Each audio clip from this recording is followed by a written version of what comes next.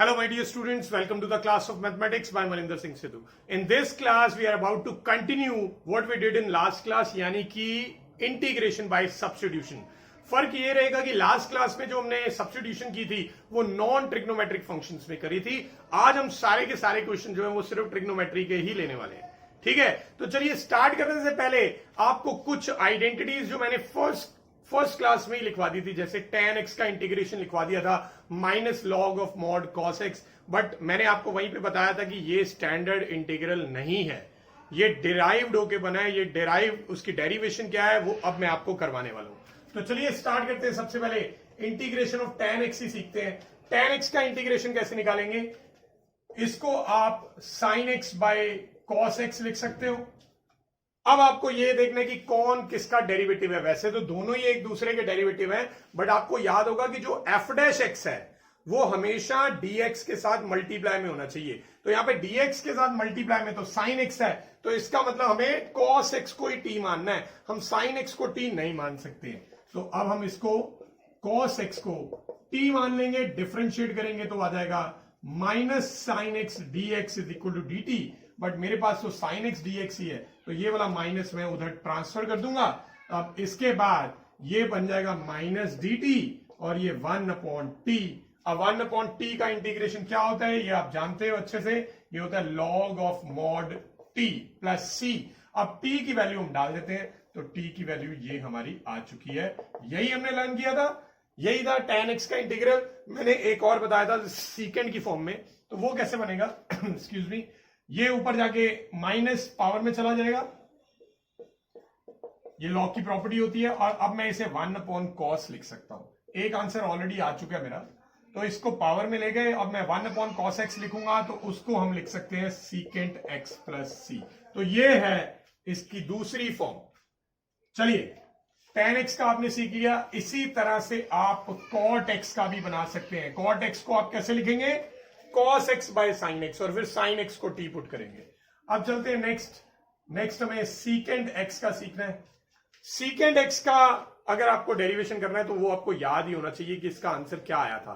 इसका आंसर था log of mod secant x plus tan x. तो वो जो मॉड के अंदर टर्म थी secant x plus tan x, उसी टर्म से आपको मल्टीप्लाई और डिवाइड करना है. ठीक है, तो ये थोड़ा सा ट्रिकी है. अब आप क्या करेंगे, ऊपर मल्टीप्लीकेशन कर दीजिए. sec square x plus sec x tan x, sorry it is dx, और नीचे है sec x plus tan x. Now इसको आप t पुट कर दो. Secant x plus tan x को t मानेंगे, और इसको जब आप डिफरेंशिएट करोगे विद रिस्पेक्ट टू x, तो सीकेंट x का होता है सीकेंट x tan x, और tan x का होता है sec स्क्वायर x, और सामने उसका हो जाएगा dt बाई dx. dx को मैं इधर ले आऊंगा. अब आप देख सकते हो जो यहां पे न्यूमरेटर में है वो पूरे की वैल्यू बन चुकी है dt, और नीचे वाले को हमने t माना हुआ है, तो ये आ गया dt और बाकी 1/t. 1/t का इंटीग्रेशन होता है log of mod t plus c, और लास्ट में आप t की वैल्यू डाल दोगे which is secant x plus tan x plus c. यही था सीकेंट x का. और इसी तरह से आप कोसेकेंट x का भी फाइंड कर सकते हो. उसमें कोसेकेंट x का आपको पहले से याद होना चाहिए क्या होता है, log of mod cosecant x minus cot x. तो उसमें आपको cosecant x minus cot x से मल्टीप्लाई डिवाइड करना पड़ेगा, तो उसके बाद ये क्वेश्चन हो जाएगा. तो चलिए ये तो थे कुछ आइडेंटिटीज जो डिराइव हुई हैं सब्स्टिट्यूशन से, बट आप इनको एज इट इज यूज कर सकते हो आगे किसी भी क्वेश्चन में, जो कि हमने आगे करेंगे भी यूज. तो चलिए अब आगे बढ़ते हैं. Next we have 1 minus tan x upon 1 plus tan x. इसका इंटीग्रेशन फाइंड करने के लिए हम क्या करेंगे, सबसे पहले tan x को sin और cos में कन्वर्ट कर दो. इसे हम लिखेंगे sin x by cos x, इसे भी लिखेंगे sin x by cos x. LCM लेंगे तो ऊपर आ जाएगा cos x minus sin x, और नीचे आ जाएगा cos x plus sin x dx. दोनों के डिनोमिनेटर वाला cos x कट गया. अब अगर आप ध्यान से देखें तो cos x का डेरिवेटिव माइनस sin x होता है और sin x का cos x होता है. तो ये तो सिंपल हो गया क्वेश्चन. नीचे वाली टर्म को आप t पुट कर लो,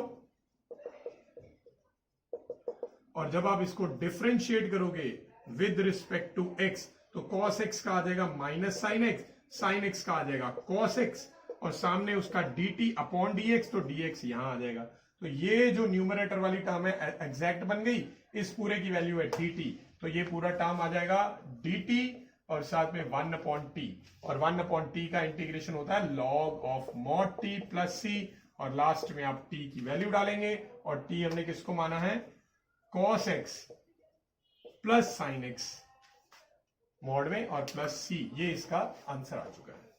ठीक है, सिंपल क्वेश्चन था। ओके, नेक्स्ट वी हैव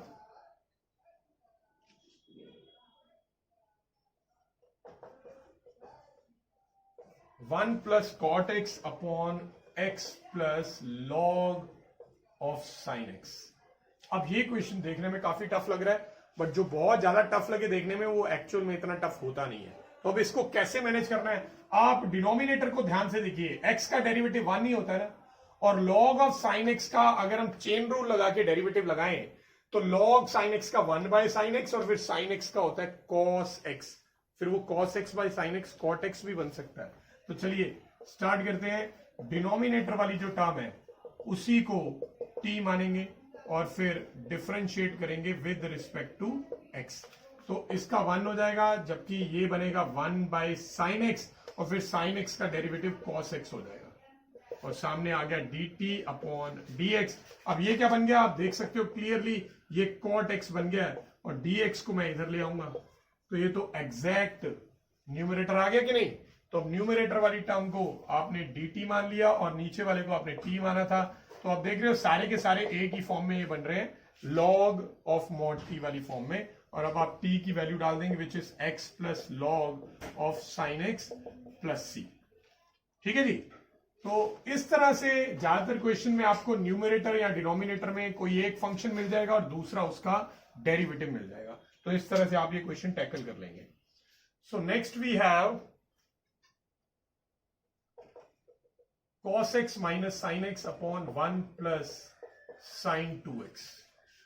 अब देखिए ये क्वेश्चन कैसे होगा, इसमें नीचे जो 1 प्लस साइन 2x दिख रहा है, अगर आपने इनवर्स ट्री अच्छे से पढ़ा है तो आपने कई बार देखा होगा कि यहां पे होल स्क्वायर की आइडेंटिटी बनती थी। किस तरह से, 1 को हम लिख देंगे sine square x plus cos square x, और साइन 2x को हम लिख देंगे 2 साइन एक्स कॉस एक्स। अब ये नीचे डिनोमिनेटर में किसकी आइडेंटिटी बन चुकी है, ये आइडेंटिटी बन गई है sign x plus cos x का होल स्क्वायर। ऑलराइट, अब आप देख सकते हो स्क्वायर से वो रूट जो है वो बाहर आ जाएगा स्क्वायर की वजह से, और डिनोमिनेटर में हमारे पास है sign x plus cos x. एक बार मैं चेक कर लेता हूं क्या इसका एग्जैक्ट डेरिवेटिव ऊपर है, तो आप देख सकते हो साइन एक्स का डेरिवेटिव कॉस एक्स होता है और कॉस एक्स का माइनस साइन एक्स होता है, एग्जैक्ट है। तो अगर मैं इसको t मान लूं तो ऊपर वाला पूरा dt बन जाएगा, तो ये 1 अपॉन टी वाली फॉर्म आ गई कि नहीं, और 1 अपॉन टी का आंसर आता है log ऑफ मॉड t। देखिए अगर शॉर्ट क्वेश्चंस होंगे तो आप ऐसे डायरेक्ट भी लिख सकते हो, आपको जरूरी नहीं है हर बार t पुट करके दिखाना ही दिखाना है। आपको अगर डायरेक्ट दिख रहा है कि ये डायरेक्ट फंक्शन है और ये डायरेक्ट उसका डेरिवेटिव है, तो ये 1 अपॉन टी की फॉर्म बन रही थी, तो डायरेक्ट हो गया क्वेश्चन। ऑलराइट, इसी क्वेश्चन में थोड़ा सा वेरिएशन भी किया जा सकता है, अगर मैं यहां पे पहले से ही होल स्क्वायर लगा दूं या फिर रूट ना लगाऊं। अगर इसी क्वेश्चन में ये रूट ना होता तो ऐसे में यहां पे स्क्वायर जो है वो कटेगा नहीं, स्क्वायर कटेगा नहीं, इसको मैं टी मानूंगा तो ये dt बन जाएगा, तो ये 1 अपॉन टी स्क्वायर वाली फॉर्म हो जाएगी। और अगर 1 अपॉन टी स्क्वायर वाली फॉर्म आ जाए तो वो किसका डेरिवेटिव होता है, 1 अपॉन एक्स स्क्वायर का इंटीग्रेशन होता है -1 बाय एक्स, तो इसका आंसर आ जाएगा -1 बाय एक्स। तो ये एक ही क्वेश्चन में आया, मैंने आपको 2 वेरिएशन बता दिए, स्क्वायर रूट के साथ और स्क्वायर रूट के बिना। तो चलिए अब आगे चलते हैं। So next we have x plus 1 ex upon sine square into x ex। अब यहां पे अब आपको देख रहा होगा कि जो साइन का एंगल है वो बड़ा अजीब है, इस तरह के एंगल तो जनरली देखने को नहीं मिलते, तो यहीं पे ही कुछ राज छुपा होगा। हम अगर x ex को t पुट करेंगे अब देखिए, अगर आपका डेरिवेटिव पार्ट बहुत स्ट्रांग है, आपने डिफरेंशिएशन बहुत अच्छे से किया है, तो ये जो मैं कर रहा हूं ये आपको पहले से ही विजन आ जाएगा, इसका अच्छे से क्लियर हो जाएगा, दिखने लग जाएगा कि एग्जैक्ट डेरिवेटिव है। देखिए कैसे बना डेरिवेटिव, डिफरेंशिएट कर रहा हूं with respect to x, product rule लगाएंगे, एक्स को छोड़ के ई एक्स का डेरिवेटिव ई एक्स, और फिर प्लस में ई एक्स को छोड़ के एक्स का डेरिवेटिव 1 होता है, और सामने आ गया D t by d x. यहां से आप ई एक्स कॉमन निकाल लो, अंदर आ जाएगा एक्स प्लस 1, डी एक्स को ऊपर ले आएंगे। अब आप देख सकते हो ये एग्जैक्ट न्यूमरेटर बन चुका है और इसकी वैल्यू है डी टी। ठीक है, तो ये पूरा बन गया डी टी, और बाकी का 1 अपॉन साइन स्क्वायर टी, और 1 अपॉन साइन स्क्वायर टी को आप लिख सकते हो कॉस एक्स स्क्वायर टी, और कॉस एक्स स्क्वायर टी का माइनस कॉट टी प्लस सी आ जाएगा, और लास्ट में हमें टी की वैल्यू डालनी होगी, और टी हमने किसको माना था, एक्स ई एक्स को। तो ये आंसर आ चुका है। तो आप देख सकते हो काफी आसान क्वेश्चन है, अगर पहला स्टेप अच्छे से आप टैकल कर लें।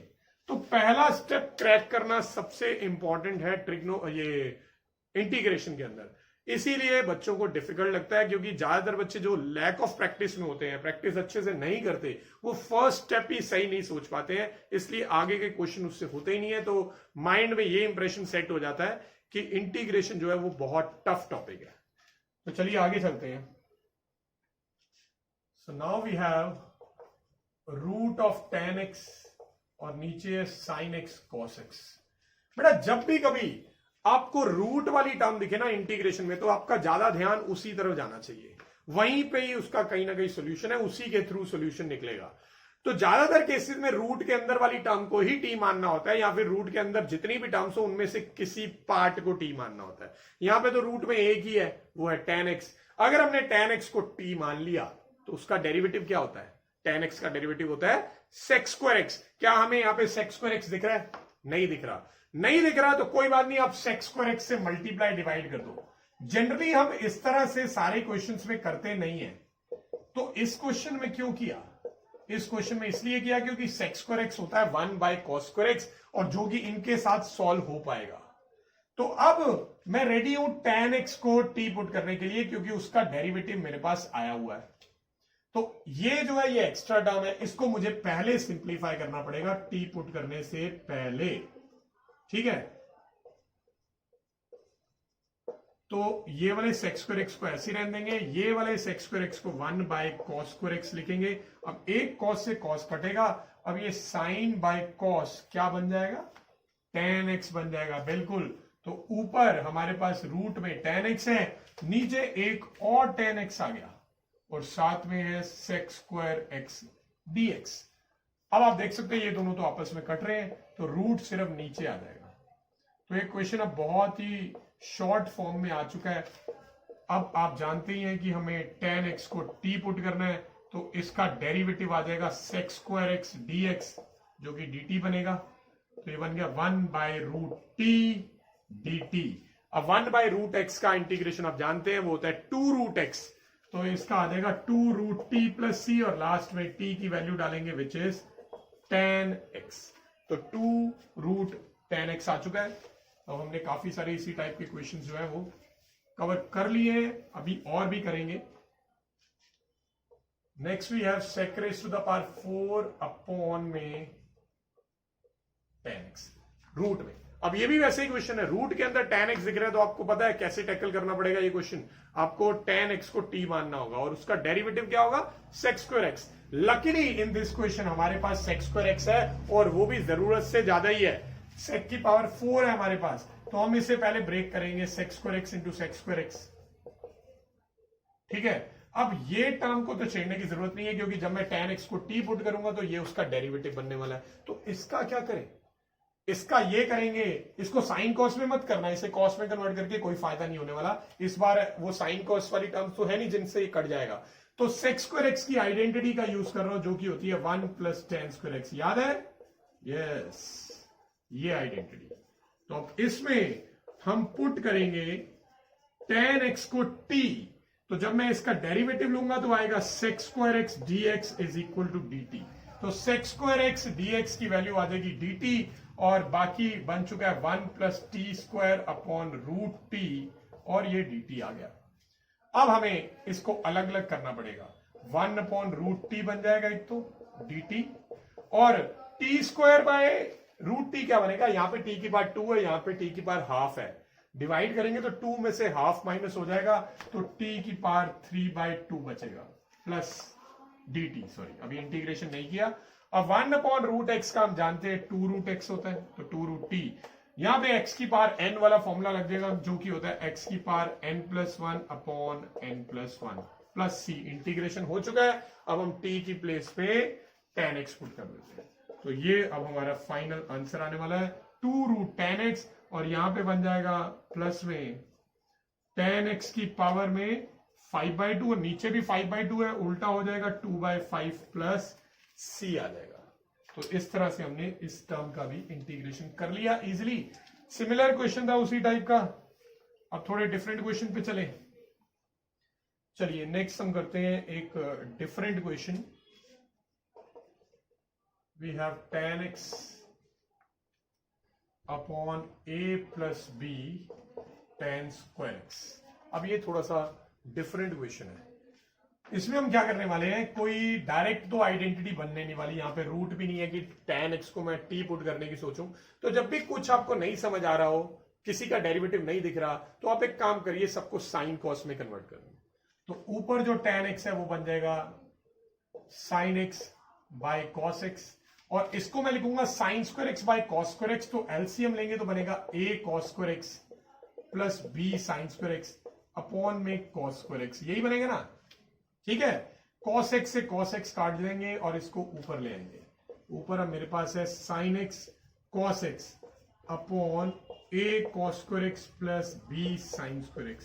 अब आगे क्या होने वाला है, अब आपको थोड़ा सा माइंड वर्क करना पड़ेगा। यहाँ पे बेटा डिनोमिनेटर में जो टर्म है, एक तो cos स्क्वायर x है, एक sin स्क्वायर x है। एक बार जरा cos स्क्वायर x का डेरिवेटिव हो जाए, क्या होता है cos स्क्वायर x का डेरिवेटिव, चेन रूल लगाना पड़ेगा हमें, इसको t मानना पड़ेगा, तो t स्क्वायर का होता है 2t, और फिर cos x का डेरिवेटिव माइनस sin x, इसके जैसा बन रहा है ना।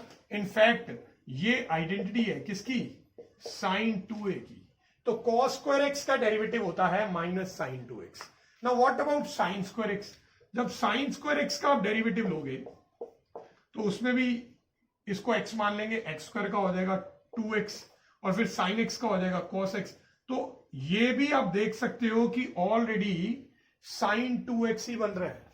तो दोनों की आइडेंटिटी, दोनों का जो डेरिवेटिव है, चाहे वो cos स्क्वायर x हो या sin स्क्वायर x, दोनों के डेरिवेटिव में sin 2x जरूर आता है।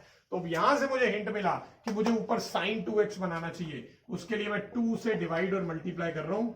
अब ऊपर आ जाएगा sin 2x, और नीचे वाली टर्म एज इट इज मैं लिखने वाला हूं, ठीक है। तो अब जानता हूं मैं कि cos स्क्वायर x का डेरिवेटिव भी sin 2x है, और sin स्क्वायर x का डेरिवेटिव भी sin 2x है, प्लस माइनस का फर्क आ रहा है, तो वो बट मैनेजेबल। तो इसलिए मैं पूरे डिनोमिनेटर को t मानने वाला हूं। तो पुट कर रहा हूं a cos square x plus b sin square x को t, इसको जब डिफरेंशिएट करेंगे विद रिस्पेक्ट टू x, तो a को छोड़ के cos स्क्वायर x का अभी अभी हमने फाइंड किया था, डेरिवेटिव होता है माइनस sin 2x, और इसका जो प्रॉपर sin 2x होता है पॉजिटिव में, और सामने आ गया dt बाई dx। मेरे पास sin 2x dx है, तो अगर मैं यहां से sin 2x को कॉमन निकाल लूं तो अंदर मेरे पास b माइनस a बचता है। तो b माइनस a को नीचे ले जाओ, dx को ऊपर ले जाओ, तो sin 2x dx की वैल्यू आ जाएगी 1/b माइनस a dt। समझ आया। तो यानी कि ये पूरे की जगह पे क्या आने वाला है, बाहर तो पहले से ही आपके पास 1/2 है, ये पूरे की जगह पे आ रहा है 1/b माइनस a। ये कांस्टेंट है इसलिए इंटीग्रेशन के बाहर लिख दिया, और बाकी का सारा ये dt बन गया, और डिनोमिनेटर वाली टर्म को हमने क्या मान लिया था, t, और 1/t का क्या होता है, log ऑफ mod t। तो इसका log of mod t plus c, और लास्ट में हम t की वैल्यू डाल देंगे, और t हमने किसको माना था, ये बड़ी सी टर्म को, यानी a cos square x plus b sin square x को माना था, प्लस c। तो ये इंटीग्रेशन हो गया। कैसा लगा आपको ये क्वेश्चन, थोड़ा डिफरेंट था। तो अब आगे आगे थोड़े इसी टाइप के डिफरेंट वाले क्वेश्चंस करेंगे। सिर्फ ट्रिगो वाले क्वेश्चंस आज हम कर रहे हैं, तो हर टाइप का क्वेश्चन मैं कोशिश कर रहा हूं कि इस क्लास में कवर करवा दूं। सो नेक्स्ट, तो चलिए ये क्वेश्चन स्टार्ट करते हैं। इस क्वेश्चन में भी आप देख सकते हो tan x है और इसके डेरिवेटिव का कोई अता पता नहीं है, ये रूट में भी नहीं है। तो इसमें भी मैं क्या करने वाला हूं, साइन कॉस में कन्वर्ट करूंगा। इसे मैं लिखूंगा साइन बाय कॉस, तो एलसीएम लेने पे बन जाएगा cos x plus sign x, और नीचे वाला जो कॉस है वो ऊपर चला जाएगा।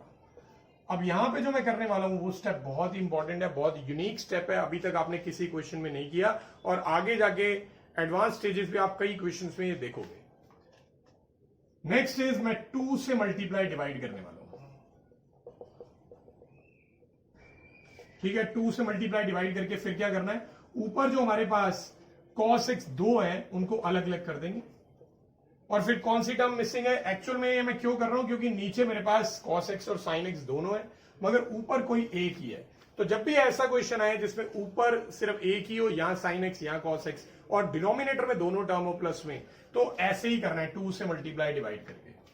तो चलिए हमने cos 2x को ब्रेक कर दिया। अब कौन सी टर्म नहीं थी, sin x नहीं था, तो इसलिए हम sin x से प्लस और माइनस कर रहे हैं, तो sin x वाली टर्म को हमने इंट्रोड्यूस कर दिया यहां पे।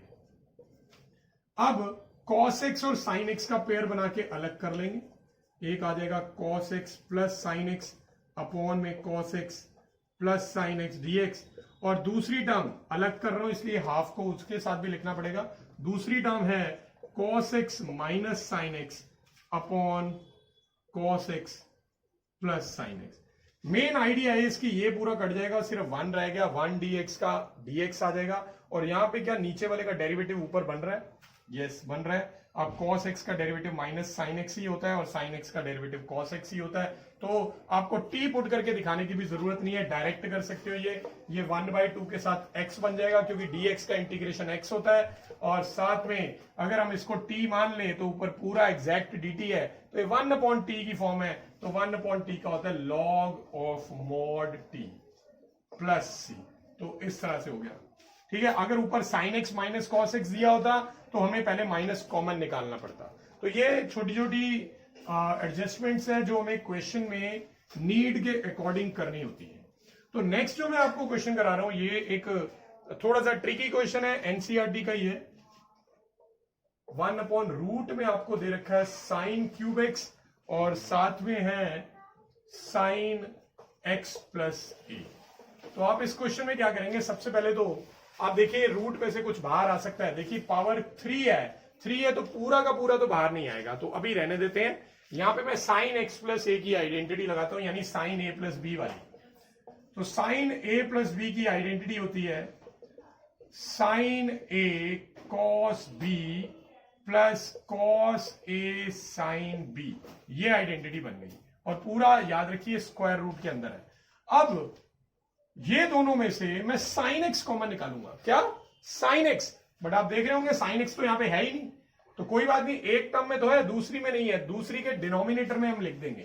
क्यों कॉमन निकाल रहा हूं, उसके पीछे एक पर्पस है। अगर मैं साइन एक्स बाहर निकालता हूं तो मेरे पास जो साइन क्यूब एक्स है उसकी पावर इवन हो जाएगी। यहां पे क्या बचेगा मेरे पास, कॉस ए, और यहां आ जाएगा कॉस एक्स के नीचे साइन एक्स। क्यों आया नीचे साइन एक्स, क्योंकि हमारे पास वो टर्म थी ही नहीं कॉमन निकालने के लिए। ठीक है, तो ये बन जाएगा अब रूट से बाहर आके साइन स्क्वायर एक्स, और साइन स्क्वायर एक्स को मैं ऊपर ले जाऊंगा, और ये बन गया कॉस एक्स स्क्वायर एक्स, और रूट में क्या आ गया मेरे पास, कॉस ए, और साथ में कॉट एक्स और साइन ए। आपको लग रहा है कुछ फायदा हुआ? यस डेफिनेटली, क्योंकि कॉट एक्स का डेरिवेटिव क्या होता है, माइनस कोसेकेंट स्क्वायर एक्स, जो कि ऊपर बन चुका है। आप सोच रहे होंगे बाकी की टर्म्स का क्या होगा, तो बेटा बाकी की टर्म्स तो कांस्टेंट हैं, उनके डेरिवेटिव तो वैसे ही 0 हो जाने हैं। ये टर्म मल्टीप्लाई में, इसको एज इट इज हम लिख देंगे, कोई चेंजेस नहीं आएंगे। तो अब मैं आपको पुट करके दिखा रहा हूं, जो दिया हुआ है cos A plus cot x sign ए, इसको मैं टी मान रहा हूं। जब हम इसको डिफरेंशिएट करेंगे, कॉस ए का डेरिवेटिव 0 हो जाएगा, sine a as it is आएगा, और कॉट एक्स का होता है minus cos x square x is equal to d t by d x. हमारे पास cos x square x dx है।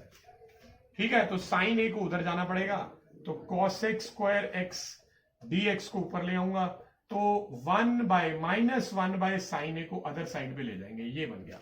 याद रखिए साइन ए कांस्टेंट है, इसलिए इसे इंटीग्रेशन के बाहर ही लिखेंगे। -1 बाय साइन ए है। आप चाहो तो इसे कॉसेक ए भी लिख सकते हो, जो मैं अभी थोड़ी देर में लिखने ही वाला हूं नेक्स्ट स्टेप में। तो ये बन गया। अब आप बताइए 1/√x का इंटीग्रेशन क्या होता है? 2√x होता है। मेरे पास बाहर क्या है? 1 बाय कॉसेक ए है, इसको मैंने कॉसेक लिख दिया, और इसका आएगा 2√t प्लस सी, और अब मैं t की वैल्यू डाल दूंगा। t हमने किसको माना है? ये बड़ी सी टर्म को। तो ये मैं पूरा ओवरऑल लिख रहा हूं -2 कॉसेक ए, और रूट के अंदर मेरे पास है cos A plus cot x sign A plus सी। ये आ चुका है फाइनल आंसर। ठीक है, समझ आया ये क्वेश्चन? चलिए अब आगे चलते हैं। ओके, अब आगे जो मैं क्वेश्चंस करवाने वाला हूं वो एक स्पेशल कैटेगरी के क्वेश्चंस हैं। चलिए स्टार्ट करते हैं। मुझे सबसे पहले इंटीग्रेशन फाइंड करनी है sine cube x cos raise to the power 4x। तो जब भी साइन एक्स और कॉस एक्स वाली टर्म्स इकट्ठी आ जाए मल्टीप्लाई में और पावर्स में कुछ दे रखा हो, तो देखो बेटा, अगर दोनों की पावर सेम हो, जैसे दोनों की पावर 2 हो, 3 हो, 4 हो, तो आपको याद होगा वो मैंने अपनी प्रीवियस सेकंड वाली जो क्लास थी इंटीग्रेशन की उसमें करवा दिया था। ठीक है ना, किस तरह हमने साइन 2x की आइडेंटिटी बनाई थी। अब क्या है? अब पावर डिफरेंट है, एक पावर 3 है, एक पावर 4 है, अलग अलग पावर है। तो आपने क्या करना है, जिसकी पावर ऑड होगी उसमें से एक यूनिट को अलग कर लेना है। ऑड पावर किसकी है? साइन एक्स की। तो साइन एक्स में से एक, ये साइन क्यूब एक्स में से एक साइन एक्स को अलग कर लेंगे। ये ऐसे क्यों कर रहे हैं अलग? पता है, क्योंकि ये मैं किसी का डेरिवेटिव बनाने वाला हूं। तो साइन एक्स किसका डेरिवेटिव होता है? कॉस एक्स का होता है। साथ में माइनस का साइन भी आता है, I know that, but minus हम मैनेज कर सकते हैं। ठीक है, साइन स्क्वायर एक्स, क्योंकि मैं कॉस एक्स को टी मानने वाला हूं तो इसे भी कॉस में कन्वर्ट करना ही पड़ेगा। तो इसको मैं लिख दूंगा 1 minus cos square x into cos raise to the power 4x, और साथ में साइन एक्स dx। अब मैं पुट कर रहा हूं कॉस एक्स को t, तो इसको जब मैं डिफरेंशिएट करूंगा विद रिस्पेक्ट टू x, तो minus sine x d x is equal to d t आ जाएगा, और माइनस को उधर ट्रांसफर कर दो क्योंकि मेरे पास तो सिर्फ साइन एक्स डी एक्स है। तो यानी कि ये क्या बन जाएगा? साइन एक्स डी एक्स की वैल्यू आ गई माइनस डी टी, इसको मैंने t माना है तो 1 माइनस टी स्क्वायर, और बाहर है t की पावर 4। अब आप इसको अंदर मल्टीप्लाई कर देंगे। ठीक है, तो मल्टीप्लाई कर रहे हैं, एक बन जाएगा t की पावर 4 और दूसरा t की पावर 6 dt, यही बनेगा। अब दोनों का इंटीग्रेशन इजी है, ब्रैकेट के बाहर माइनस लगा रहने दो। इसका आ जाएगा t की पावर 5/5, नेक्स्ट का t की पावर 7/7 प्लस c। अब आप माइनस अंदर ले जाना चाहे तो ले जा सकते हैं, और साथ में t की वैल्यू भी डालिए जो कि cos x है। तो minus cos raise to the power 5x, और minus minus plus cos raise to the power 7x plus c। तो ये इसका आंसर आ गया। समझ गए? तो जिसकी पावर ऑड होगी उसमें से एक क्वांटिटी को अलग कर लेना है, एक यूनिट को अलग कर लेना है, और उसे डेरिवेटिव बनाने में हम यूज करेंगे। तो चलिए नेक्स्ट क्वेश्चन पे चलते हैं। Next we have sine cube x और कॉस 5x। अब आप देख रहे होंगे दोनों की पावर ऑड है, तो किसको कन्वर्ट करें? बेटा, अगर दोनों की पावर ऑड है तो जो छोटी वाली पावर होगी उसमें से एक यूनिट को अलग कर लो। ठीक है, तो ये बन जाएगा sine square x plus cos square x, और ये साइन एक्स अलग कर लिया। अब फिर से इसको सेम उसी तरह से करेंगे। ये साइन स्क्वायर एक्स को मुझे लिखना पड़ेगा 1 माइनस कॉस स्क्वायर एक्स। अब ये तो डेरिवेटिव बनना है, आप जानते ही हैं। अब हम पुट करेंगे कॉस एक्स को t। ठीक है, तो डिफरेंशिएट करेंगे तो आ जाएगा minus sine x d x is equal to d t, तो माइनस उधर ट्रांसफर हो जाएगा, तो इस पूरे की वैल्यू आ गई माइनस डी टी, और ये बन गया 1 minus T square into T की पावर 5, अंदर मल्टीप्लाई कर देंगे। तो ये क्वेश्चन मोर और लेस बिल्कुल लास्ट क्वेश्चन के जैसे ही बन गया है, सिर्फ पावर्स का फर्क आ रहा है थोड़ा सा। तो t की पावर 5 का इंटीग्रेशन होगा t की पावर 6/6, और इसका हो जाएगा t की पावर 8/8 प्लस c। t की वैल्यू डाल देंगे, cos x ये बन जाएगा minus cos raise to the power 6x/6, और minus minus plus cos raise to the power 8/8। ये इसका आंसर है। अब आप समझ गए तो जब भी साइन और कॉस दोनों मल्टीप्लाई में हो तो जिसकी पावर ऑड होगी तो उसमें से एक को अलग कर लेना है और बाकी सबको दूसरे फंक्शन में कन्वर्ट कर देना है। जैसे मैंने एक साइन को अलग किया, बाकी सारे कॉस में कन्वर्ट करने हैं। अगर मैंने कॉस को अलग किया होता तो बाकी सबको साइन में कन्वर्ट करना होता। ठीक है, दोनों की पावर ऑड है तो किसी को भी कर सकते हो, छोटी पावर ले लें तो ज्यादा बेटर है। अच्छा, अब आपके माइंड में आ रहा होगा अगर दोनों की पावर इवन हो तो क्या? तो बेटा अगर तो दोनों की पावर इवन है और पावर सेम है, जैसे 2 या 4 वो आप ऑलरेडी कर चुके हो, आपको याद होगा पहले ही कर चुके हैं। पावर 2 वाला भी कर लिया है, 3 वाला भी कर लिया है, 4 वाला भी कर लिया है। बट अगर पावर डिफरेंट आई, एक पावर जैसे 4 आ गई, एक पावर 6 आ गई, तो वो जो इंटीग्रेशन है वो आपके कोर्स में नहीं है, क्योंकि उसमें जिस कंसेप्ट का यूज होता है वो 12th क्लास तक के स्कोप में नहीं है। वो एक डी मूवर्स नाम की थ्योरम होती है, उसके हेल्प से किया जाता है, तो आपको वो नहीं करना है। तो दोनों की पावर अगर ऑड आई, इवन आई और डिफरेंट पावर हुई तो वो आपके कोर्स का क्वेश्चन नहीं है, तो वो आएगा भी नहीं आपको, डोंट वरी अबाउट दैट। तो चलिए इस क्लास के लास्ट क्वेश्चन पे चलते हैं। तो काफी लंबी हो चुकी है ये क्लास। लास्ट क्वेश्चन में वी हैव cos की पावर 9 अपॉन साइन एक्स। इस बार मैंने ये क्वेश्चन इसलिए लिया क्योंकि डिवाइड वाला भी एक मैं करवाना चाहता था। अब दोनों की पावर ऑड है, अब आपको लगेगा साइन को अलग कर दे, बट नहीं बेटा, जिसको भी अलग करते हो वो बाद में क्या बनता है? डेरिवेटिव, यानी एफ डैश एक्स। और एफ डैश एक्स हमेशा क्या होना चाहिए? किसके साथ? dx के साथ मल्टीप्लाई में होना चाहिए। तो इस बार मुझे क्या करना होगा? cos x में से ही, cos की पावर 9x है, उसमें से एक cos को अलग करना होगा। ठीक है, अब ये बनेगा बाद में dt। अब ये cos x किसका डेरिवेटिव है? sin x का। तो मुझे सारी टर्म्स को साइन में कन्वर्ट करना पड़ेगा। वो कैसे करें? इसको cos की पावर 8 को आप ऐसे लिख सकते हो, cos की power 4 whole raise to the power, cos का स्क्वायर और whole raise to the power 4। तो अब आप cos स्क्वायर x को लिख पाएंगे 1 माइनस साइन स्क्वायर x। ये ऐसे हमने लिख दिया, ठीक है। और साथ में है cos x dx। अब आप पुट कर दो साइन x को t। इसको जब आप डिफरेंशिएट करोगे तो आ जाएगा cos x dx is equal to dt। समझ आ गया? तो अब ये बन चुका है, तो यानी कि पूरी टर्म ये cos x dx की जगह dt आ गया और आ गया 1 माइनस टी स्क्वायर की पावर 4 और नीचे भी t है। अब बेटा इसको आगे सॉल्व करने के लिए यस बाइनोमियल थ्योरम लगानी ही पड़ेगी, बिना उसके तो ये अब हो नहीं पाएगा। आप चाहे तो होल स्क्वायर का होल स्क्वायर 2 बार कर दो, वो आपकी मर्जी है, जैसे मर्जी कर लीजिए। ठीक है, तो मैं डायरेक्ट लगा रहा हूं। पहले होता है 1 की पावर 4, तो वो 1 नहीं होता है। नेक्स्ट होता है 4c1, 4c1 नेगेटिव में आएगा तो वो 4 बनेगा और 1 की पावर 4 और इसकी पावर 1 आएगी। नेक्स्ट होता है 4c2, वो 6 हो जाएगा और इसकी पार्ट 2 होगी, इसकी भी पार्ट 2 होगी, तो ये 4 बन जाएगा। नेक्स्ट होता है 4c3, 4c3 जो है 4 होता है और वो ऑड में आएगी इसकी पावर, तो ये t की पावर 6 हो जाएगा और लास्ट में इसकी पावर 4 आएगी यानी 8 हो जाएगा। बाइनोमियल थ्योरम बेटा दोबारा देखना पड़ेगा, अगर आपको अभी क्लियर नहीं है तो आप 11th क्लास की मेरी वीडियो देख सकते हो बाइनोमियल थ्योरम पे, तो उससे आपको बाइनोमियल थ्योरम रिवाइज हो जाएगा। अब t को सबके नीचे लिख देंगे अलग अलग, तो एक बन गया 1/t, इसके नीचे लिखेंगे तो 4t, नेक्स्ट वाले के नीचे लिखेंगे तो 6t³, नेक्स्ट वाले के नीचे 4t की पावर 5 और नेक्स्ट t की पावर 7 dt। अब मैं सबका इंटीग्रेशन कर दूंगा।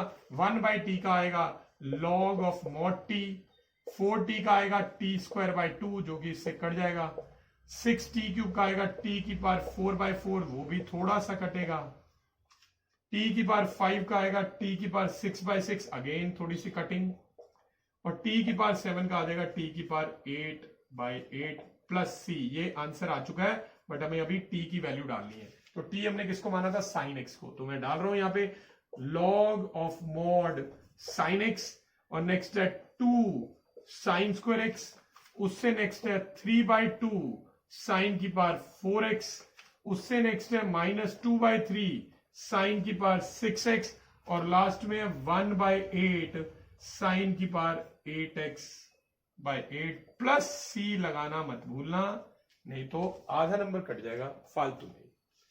तो समझ आ गया आपको? अब आपका सब्स्टिट्यूशन का पार्ट जो है वो पूरा कंप्लीट हो चुका है, सब्स्टिट्यूशन मेथड आप कर चुके हैं। इसका मतलब ये नहीं है अब ये चैप्टर में आगे नहीं आएगा, जो कंसेप्ट आप करते जा रहे हैं ये चैप्टर में बार बार रिपीट होता रहेगा, जो यानी कि इससे नेक्स्ट आप करेंगे वो भी आगे पूरे चैप्टर में यूज होता रहेगा। तो सब्स्टिट्यूशन अब आप जानते हैं, इन क्वेश्चंस की आपको बहुत अच्छे से प्रैक्टिस करनी है। मैंने कोशिश की है हर टाइप का क्वेश्चन कवर करने की जो आपके सीबीएसई के सिलेबस के आसपास रह सकता है। बहुत सारे क्वेश्चन ऐसे भी मैंने करवाए हैं जो सीबीएसई के अकॉर्डिंग कोर्स में नहीं है, ठीक है। तो आप भी और भी क्वेश्चन प्रैक्टिस करिए, इंटीग्रेशन में जितने क्वेश्चन करेंगे वो कम है। So keep practicing and thanks for watching.